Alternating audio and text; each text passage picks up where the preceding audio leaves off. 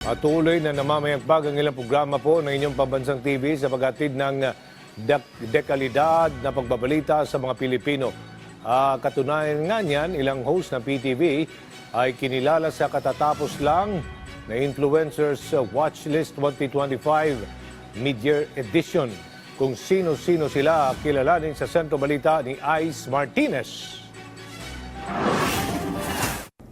Kinilala ang mga PTV hosts sa katatapos lang na Influencers Watchlist 2025 Mid-Year Edition.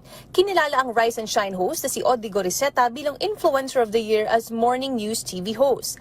Para sa veteran journalist, ang kanyang propesyon ay isang public service. Magiging hamon daw ang award para mas pagbutihin pa ang kanyang trabaho. So gayon pa man, ang importante po sa atin sa government network, makapagbigay po ng mga information na magagamit ng publiko, no, para sa pang-araw-araw nilang buhay. Hayaan nyo po, everyday, gigisingin namin kayo ng madaling araw to continue public service sa pamamagitan po ng pagbibigay ng mga tama at konkretong balita.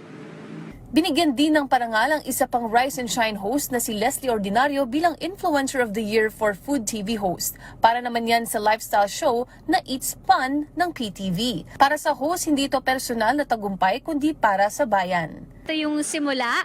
And yun, maraming salamat dahil hindi lang ito nagre-reflect sa love ko for the food, travel, and storytelling, but also yung connection na na-build ko with the audiences who share the same love for food and travel and lahat ng ginagawa natin para sa bayan. Nakuha naman ni Nina Corpus ang Influencer of the Year for Health and Wellness TV host para sa kanyang show na Health at Home ng PTV. Binigyan recognition din ang morning show ng PTV na Rise and Shine Pilipinas bilang Influencer of the Year Award for Morning Television.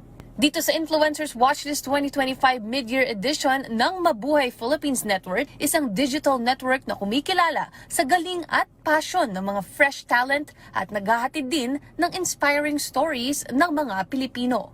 Ice Martinez para sa Pambansang TV sa Bagong Pilipinas.